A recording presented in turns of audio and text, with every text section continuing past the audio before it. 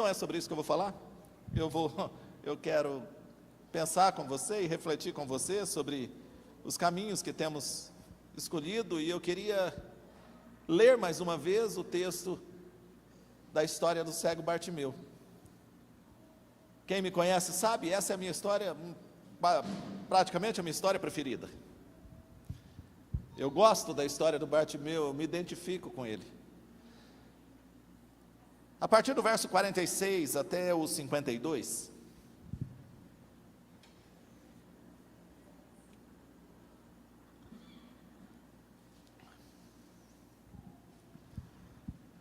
gente, eu queria já deixar bem claro para você, expressar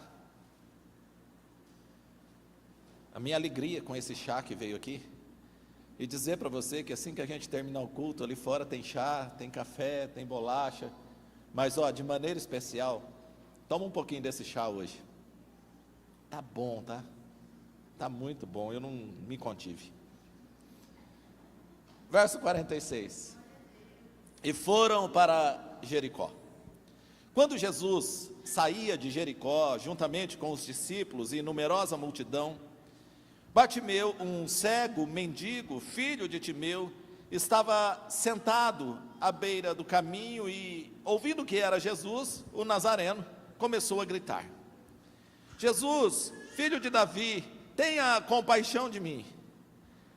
E muitos o repreendiam para que se calasse, mas ele gritava cada vez mais: Filho de Davi, tenha compaixão de mim. Jesus parou e disse: chamem o cego. Chamaram então o cego, dizendo-lhe: coragem, levante-se, porque ele está chamando você. Ele está chamando você. Coragem, levante-se, porque ele está chamando você. Atirando a capa para o lado, o cego levantou-se de um salto e foi até onde estava Jesus e lhe perguntou: o que você quer que eu lhe faça? O cego respondeu: mestre, que eu possa ver de novo. Então Jesus lhe disse: vá, a sua fé salvou você. E o texto e a história termina dizendo: e imediatamente, ele passou a ver e foi seguindo Jesus estrada afora. Amém? A história é uma história bastante simples e certamente o meu apreço por essa história, ela vem de quando eu comecei a pregar. E lá se vão praticamente quase que 30 anos. Ele era um texto que me ajudava e me facilitava, porque as divisões no texto são muito claras. Quase tudo aqui você consegue fazer 3 pontos. Mas a divisão era bastante clara e fácil de memorizar. Um cego que era cego, mendigo e marginalizado. Então ele sofria de uma doença física, sofria de uma carência financeira, vivia da mendicância e ainda vivia à margem do caminho, porque a sociedade o rejeitava. Aos olhos dos religiosos havia sobre ele uma maldição. Afinal de contas, na história de um outro cego, a pergunta é: quem pecou? Ele ou os pais dele para que ele estivesse desse jeito? Então aquela doença, aquela enfermidade, aquele mal que assolava ele pela sociedade era visto como um castigo de Deus. Alguma coisa ele havia feito para que Deus o castigasse com a cegueira. Por isso ele é um marginal dentro no aspecto familiar, social. Ele vive ali para não contaminar ninguém. Essas 3 características nos identificam facilmente. Porque quantas vezes sou eu e você que não estamos conseguindo enxergar absolutamente nada? Quantas vezes sou eu e você que estamos vivendo como pedintes, vivendo de esmola de atenção, esmola de fala, esmola de ouvir, sempre estamos pedindo que alguém nos dê um pouco. Tamanha necessidade que vivemos de uma carência constante em todas as áreas. somos mendigos. Ou, quando não, somos marginalizados porque causamos estranheza em alguém ou em algumas pessoas. Não temos o mesmo comportamento, não temos o mesmo jeito, não temos o mesmo costume, não temos o mesmo gosto e vamos sendo deixados de lado. Quantas vezes nós nos identificamos com esse Bartimeu, com as suas características, com as suas dificuldades na vida, e este homem um dia ouve falar. Gente, como é simples a gente pensar nesse tipo de pregação, né? Alguém que ouviu falar de Jesus, alguém que ouviu falar de Jesus, e essa fala, o ouvir falar que Jesus estava naquele lugar, que Jesus estava naquele ambiente, que Jesus estava passando por aquele lugar, gerou no coração daquele cego fé, esperança, uma expectativa positiva. Eu não estou vendo nada, mas eu tenho esperança. E isso fez com que ele pudesse clamar então. Vejam bem, ele não enxerga absolutamente nada. Ele não consegue discernir naquele ambiente a presença, mas ele ouve, e ao ouvir ele crê, e ao crer ele clama. E clama para a pessoa certa. Na escuridão que ele vivia, e da escuridão, e a partir daquela escuridão ele começa a clamar: Jesus, filho de Davi, tem compaixão de mim. Aí há uma outra passagem também que nos ajuda na mensagem, é porque sempre tem alguém para desmotivar a gente, sempre tem alguém para desestimular, sempre tem alguém para falar para a gente que não vai dar certo, sempre tem alguém para falar para a gente que não é desse jeito, sempre tem alguém para falar: ó, está parecendo doido, para. Mas lembrem-se de uma coisa, e nunca se esqueçam disso: aquela palavra entrou no ouvido dele, e ele passou a crer, e agora, a fé que ele tem é maior do que a opinião daqueles que o cercam.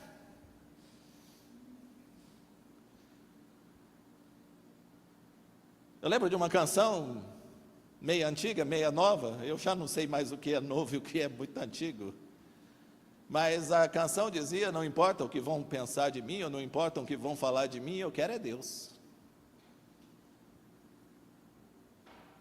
Só sei esse pedacinho, nem sei se é uma canção mesmo, ou se veio na minha cabeça aqui agora, mas é isso.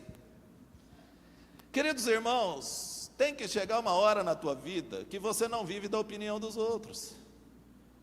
Tem que chegar uma hora na tua vida que você vive daquilo que você crê. As suas orações não podem ser porque alguém concorda, porque alguém discorda, porque alguém acha que é ou alguém acha que não é, não. As suas orações devem fluir de um coração que crê. E não importa o que vão dizer, eu creio. Não importa se dizem que eu não vou ser curado, eu creio que eu posso ser curado. Não importa se vão dizer que eu não posso ser liberto, eu creio que eu posso ser liberto, eu creio nisso.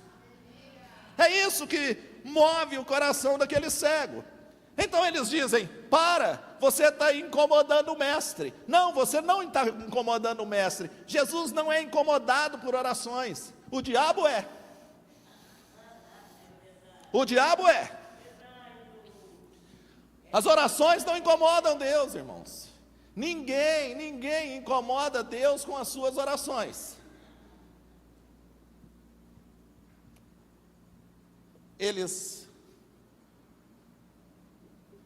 Ele continua clamando.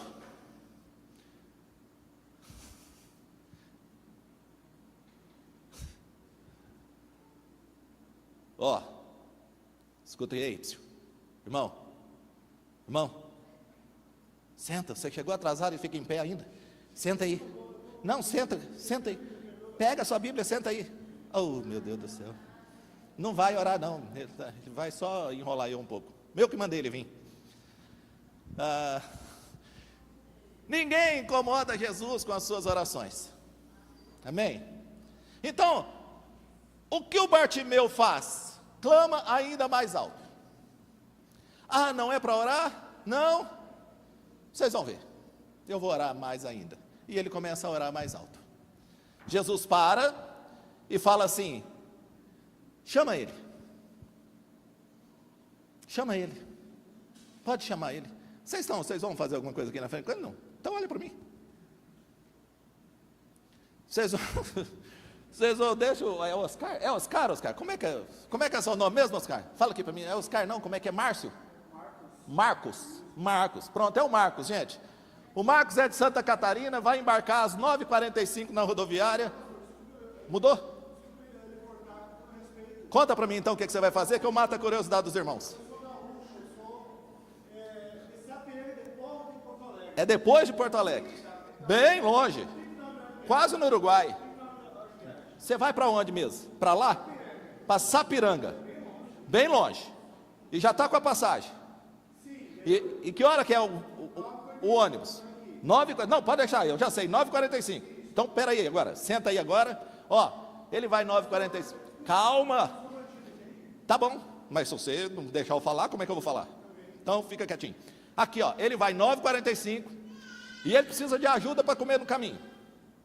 E ele não é bandido, não tem passagem pela polícia, tá tudo certinho, né, Márcio? Né? Mostrou para mim, tá bom?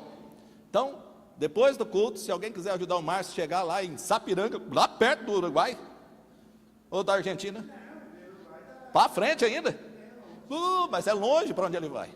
Então, quem quiser ajudar ele a chegar lá, comer no caminho, pode procurar ele no final do culto, e você ajuda ele, beleza? Então, vou continuar? Amém, valeu. Então, gente, Jesus diz, chama o cego. Aqueles que estavam indo lá falar para ele, fica quieto, agora vão lá para dizer, Jesus está te chamando. Jesus está te chamando. Sabe, essa palavra para mim, ela tem um peso muito grande, porque quantas vezes Jesus está nos chamando, mas nós resistimos. Quantas vezes alguém chega para nós e com sinceridade de coração, talvez enviado pelo próprio Deus, para falar conosco e diz assim, olha, Jesus está te chamando e a gente resiste. Fala, não, eu não vou não, porque eu estou aqui esperando um milagre. Ei, o milagre está te chamando. Não, eu não vou não, que eu estou aqui esperando uma libertação. Ei, a libertação está te chamando, o milagre está te chamando, a cura está te chamando. Sai do teu lugar. Fique atento à voz dele, ao convite dele. Jesus está te chamando. Porque você resiste. Mas lembrem-se, aquele que ouviu e creu. Diz a palavra que imediatamente, não há uma resistência, não há um questionamento, imediatamente,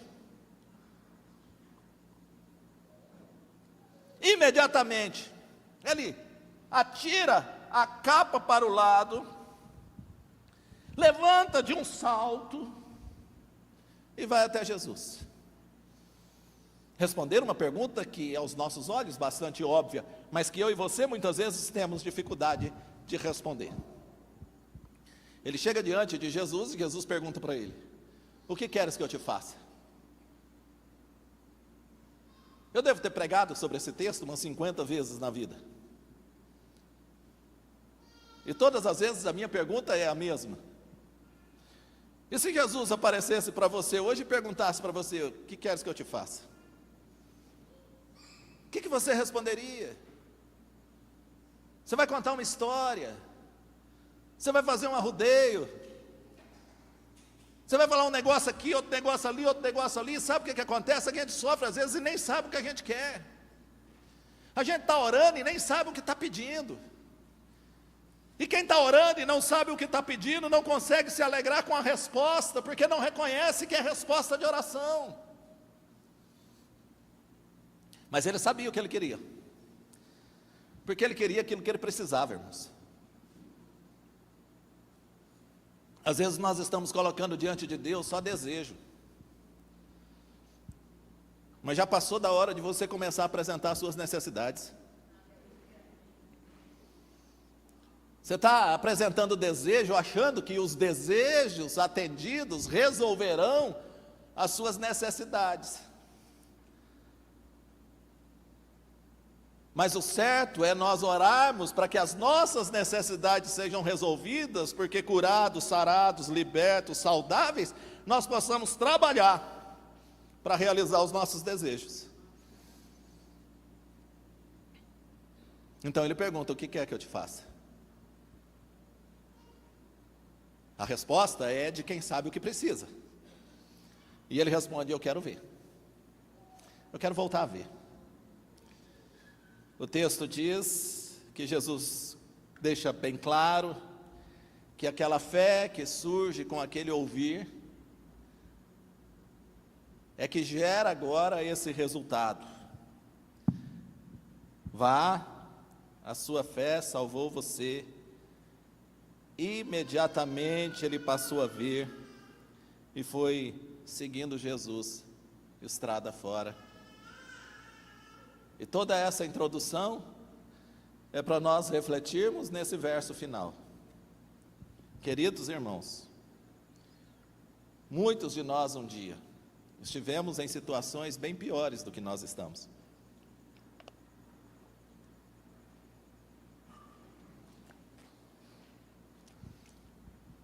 Muitos de nós um dia andávamos em trevas, sem esperança, completamente perdidos. Não sabíamos que rumo tomar, fazíamos más escolhas e escolhas baseadas nos nossos impulsos, nas nossas paixões. Mas um dia, eu e você ouvimos falar de Jesus, e todos que estão aqui dentro já ouviram falar de Jesus um dia.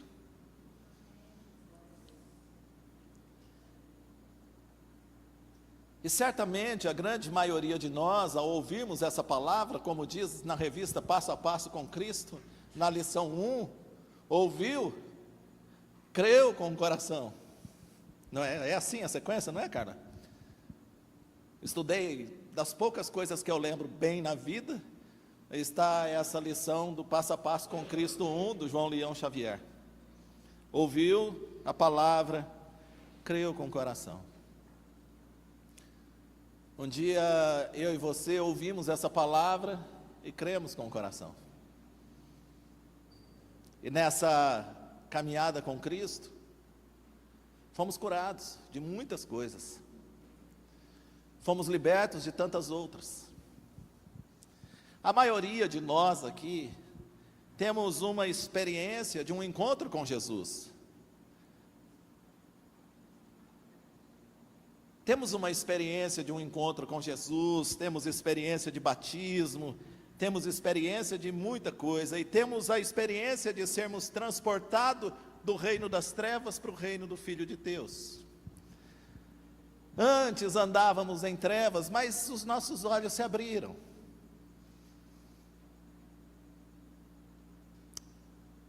Qual é a minha preocupação nessa noite e a preocupação que eu compartilho com vocês, para que vocês também possam refletir sobre isso? Agora que estamos enxergando, agora que temos tido discernimento, agora que temos clareza do certo e do errado, agora que temos clareza sobre o que é luz e o que é trevas, qual é o caminho que nós temos escolhido? Qual é o caminho que nós temos seguido? Porque o Bartimeu antes não enxergava, e por não enxergar não conseguia discernir muita coisa. Era difícil para ele escolher o caminho, ele era levado, e muitas vezes nós também fomos levados. Influenciados nas escolhas, influenciados por amigos, por irmãos, por inimigos, nós somos influenciados e influenciáveis a tal ponto que eles nos levavam pelas mãos para onde eles queriam.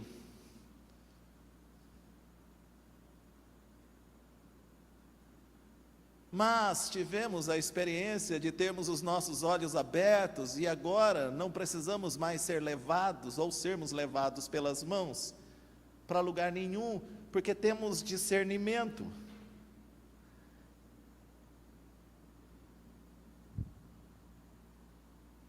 A visão se abriu, as escamas caíram, a escuridão se dissipou. Agora diante daquele cego está o Senhor e Salvador. Agora diante daquele cego está Cristo, do mesmo jeito que diante de nós está Jesus. E a pergunta é, com o discernimento que temos, com a clareza que temos, com a revelação da palavra que temos, qual é o caminho que nós temos escolhido seguir? O texto diz que o Bartimeu fez uma escolha a partir agora do discernimento. Eu estou vendo, e se eu estou vendo, eu posso escolher agora que rumo eu vou. Agora sou eu que vou escolher o rumo que eu vou dar para a minha vida. Não vai ser mais aqueles, ou não serão mais aqueles que me guiam pelas mãos. Não serão mais os meus amigos, não serão mais as minhas influências. Agora eu sou responsável pelas minhas escolhas, porque eu estou vendo. Eu estou vendo. O abismo já não surge mais de repente. Eu escolho o caminho do abismo, eu escolho o caminho estreito, eu escolho o caminho mais fácil, eu escolho, é uma escolha que eu faço. E qual é a escolha que eu tenho feito? Porque o Bartimeu imediatamente passou a ver e foi seguindo Jesus estrada fora. E você, meu irmão? E você, minha irmã? E você que nos visita nessa noite? Está seguindo o quê? Está seguindo quem?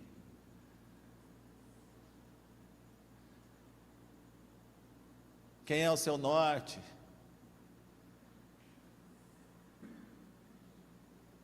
Atrás de quem você vai?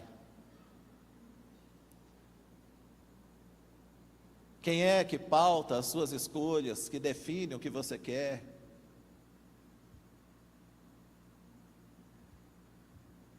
Quem é que dá direção,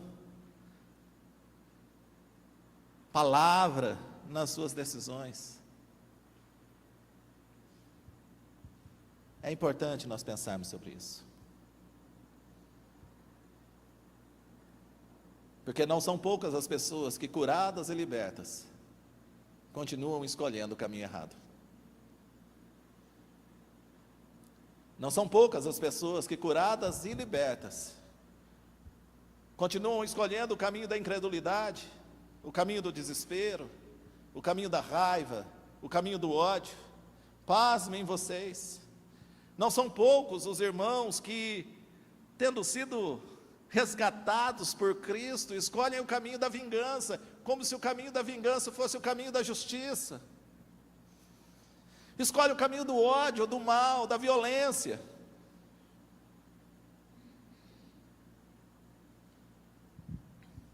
Não são poucos de nós que, mesmo enxergando, ao invés de nos tornarmos dependentes de Cristo, nos tornamos dependentes de tantas e tantas e tantas drogas.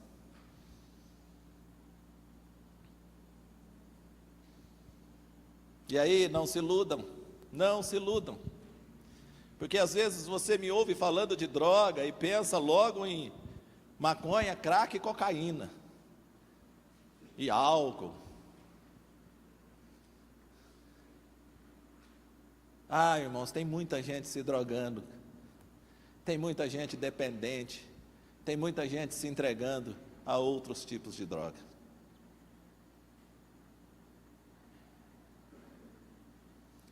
Tem gente se entorpecendo com a vaidade e se matando em função da vaidade.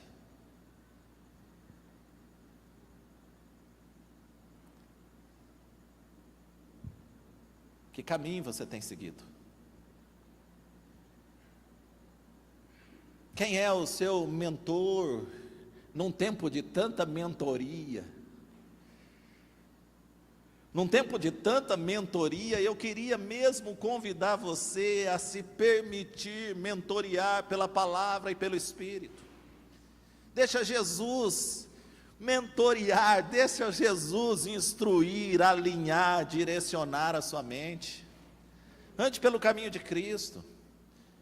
Conte com bons conselhos, conte com bons irmãos, conte com bons profissionais, mas acima de tudo, seja direcionado por Jesus. A quem nós temos seguido? Quantos de nós nos perdemos pelas paixões? Somos dirigidos pelas paixões ideológicas. Meus irmãos, eu tenho orado e tenho falado: Deus, tem misericórdia de mim, tem misericórdia da igreja. Nós vamos mais uma vez enfrentar essa terrível batalha espiritual que são eleições e campanhas eleitorais num país adoecido, enlouquecido pela paixão. Tem misericórdia de nós. Porque quando a paixão ferve no coração, as pessoas deixam Jesus de lado, deixam o Evangelho de lado, deixam a vontade de Deus de lado e se agarram desesperadamente aos seus políticos de preferência. Trocam Jesus por lados. A quem a gente tem seguido, gente? Nunca na história da igreja os irmãos, cuja mente deveria ser a mente de Cristo, estão tão carentes e tão necessitados de gente para pensar por eles. Há um mercado de gente para pensar pela gente. As pessoas estão enriquecendo,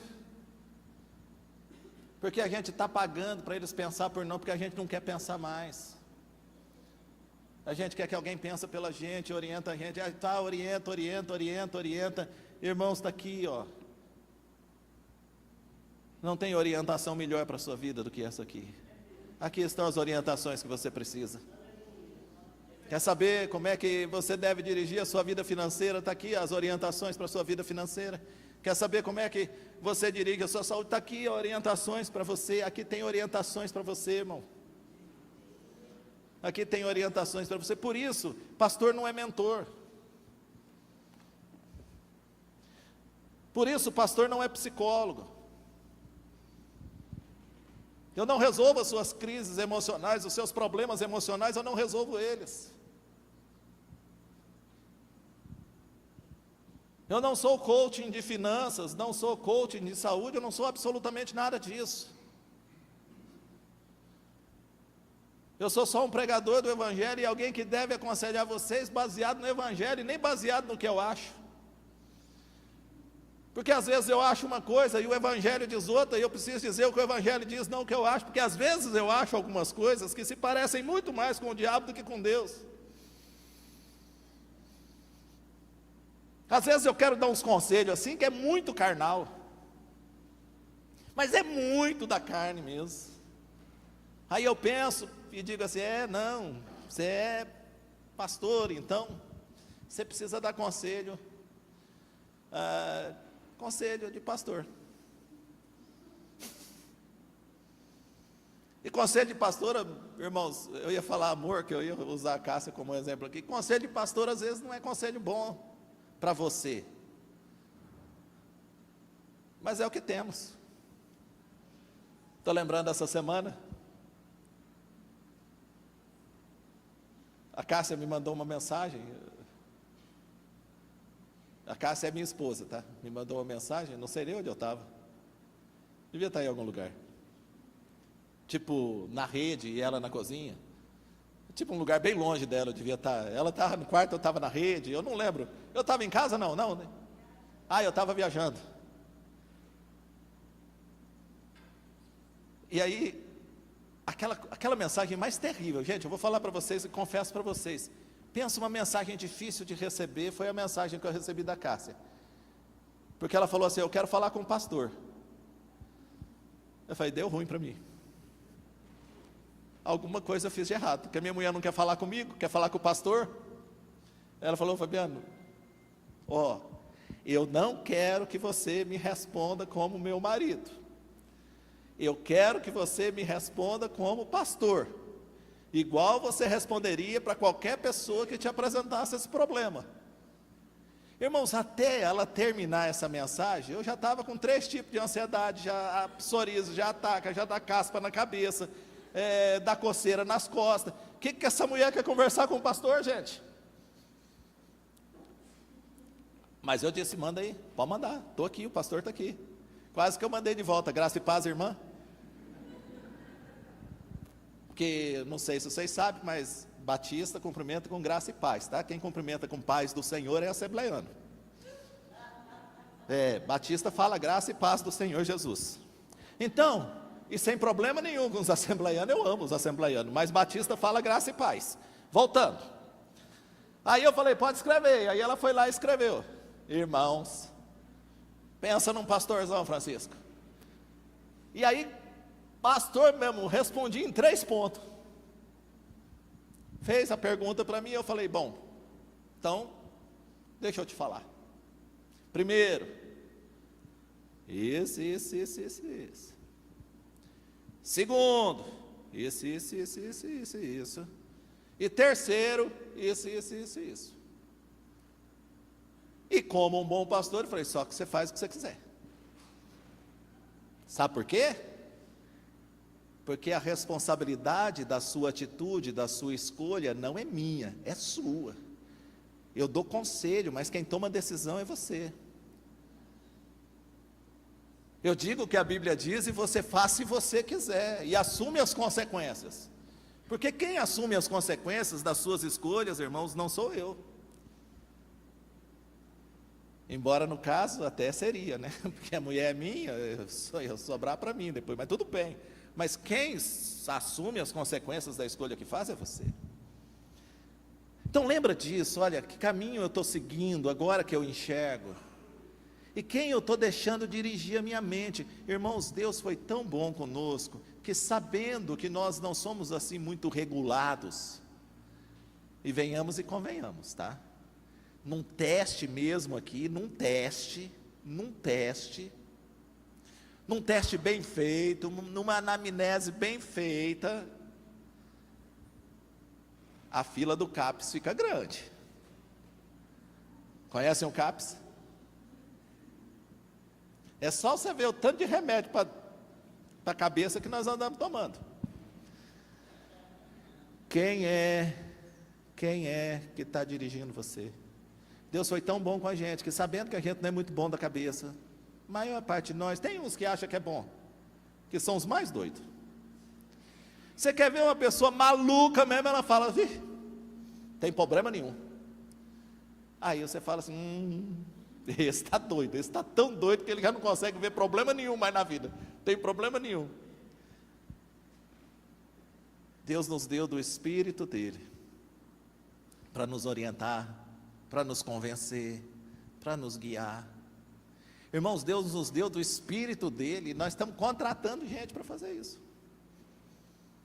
Ah, pastor, mas o senhor é contra essas coisas? Não, eu não sou contra essas coisas, eu só sou contra você não conseguir tomar uma decisão, e fazer uma escolha, e olhar Jesus diante de você, e seguir Jesus diante de você, e olhar para a palavra de Deus, e ver o que a palavra de Deus diz a respeito daquilo. Pastor, e se ela não disser nada? Aí a gente vai atrás de quem sabe dizer alguma coisa, mas primeiro, quando eu estou com vontade de matar alguém, irmãos, eu preciso ir em psicólogo, eu preciso ir em psiquiatra, eu preciso ir num coach, eu preciso ir em algum lugar para saber que é errado. Preciso. Ah, não, eu vou lá ver o que ele acha, está errado. Pronto. Agora, você quer fazer um negócio errado? Aí vai atrás de alguém que te ajuda a se livrar disso. Mas você precisa, tem coisas, irmãos, que a gente sabe. E não me irrita de jeito nenhum a pessoa errar. O que mais me irrita é a pessoa falar que não sabia que estava errando. Ah, não, irmãos, nós não temos mais nem idade para isso. Vou trazer um dado para vocês, essa semana foi uma semana bem corrida, eu já estou até terminando. Essa semana foi uma semana bem corrida. Na terça-feira eu fiquei 4 horas assistindo a apresentação de uma tese de doutorado. Na quarta-feira eu fiquei mais de 4 horas numa reunião do Complexo Nacional nosso, Conselho de Planejamento. Na quinta-feira eu fiquei mais 4 horas numa reunião, e na sexta-feira tive uma reunião mais rápida, daí não deu 2 horas, com o Conselho de Planejamento Estadual nosso. Mas nos dados do doutorado, Abílio, do pastor Jesus, ele fez uma pesquisa que deu 400 questionários para pastores nossos do Brasil inteiro. 37% desses pastores não recolhem INSS. 37% desses pastores provavelmente vão terminar a carreira e vão entrar para a miséria, porque não vão se aposentar nem com um salário mínimo, vão precisar de algum tipo de auxílio, de alguma coisa. Isso me preocupa, mas quando justifica a razão por que eles não recolhem, me irrita. Falta de informação. Irmãos, quem é que não sabe que se não recolher INSS não aposenta? Quando eu ouço isso de um pastor, eu estou pensando de alguém que já concluiu o 2º grau, fez quase faculdade, passou 4 anos no seminário, vive em reunião, conhece as pessoas que estão ao redor dele. Na igreja às vezes tem contador, na igreja tem gente instruída, que poderia dizer para ele algum dia, ou pelo menos perguntar: você recolhe? Você paga INSS? Você paga alguma coisa? Tem uma previdência privada, pelo menos? Absolutamente nada, porque ninguém informou que era necessário. Na ideia deles é assim: bom, você passa dos 60, eles te dão uma carteirinha e começa a depositar um dinheiro para você todo dia a partir do seu aniversário de 60 anos, deve ser isso. Mas não é. Sabe o que acontece? É que a gente gosta de alguma forma de cometer o erro e de justificar com ignorância. Eu não sabia. A gente sabe. Eu sei todas as vezes que eu peco. Você não sabe, não? Pergunta para mim que eu te revelo. Eu sei todas as vezes que os meus pensamentos não agradam a Deus. Você não sabe, não, quando seu pensamento não agrada a Deus? Eu sei. Toda vez que eu penso em odiar, toda vez que eu penso em matar, toda vez que eu penso em adulterar, toda vez que eu penso em fazer qualquer coisa, eu sei que aquilo é completamente desagradável a Deus. Não posso dizer que não sei, porque agora eu enxergo. Eu podia dizer que não sabia quando eu era cego, mas agora que eu não sou mais cego, agora que eu vejo, eu já não tenho como negar a ciência, o conhecimento da verdade. Aquele cego, quando ele volta a ver, ele agora não pode dizer que ele não sabe qual é o caminho. Então ele segue Jesus. E você, meu irmão e minha irmã, não pode dizer que não sabe qual é o caminho. O caminho é Cristo. Eu sou o caminho, a verdade e a vida. E ninguém vem ao Pai a não ser por mim. Que com os nossos olhos abertos, nós possamos seguir Cristo pelo caminho afora. Amém? Amém, então. Maravilha. Você pode ficar em pé?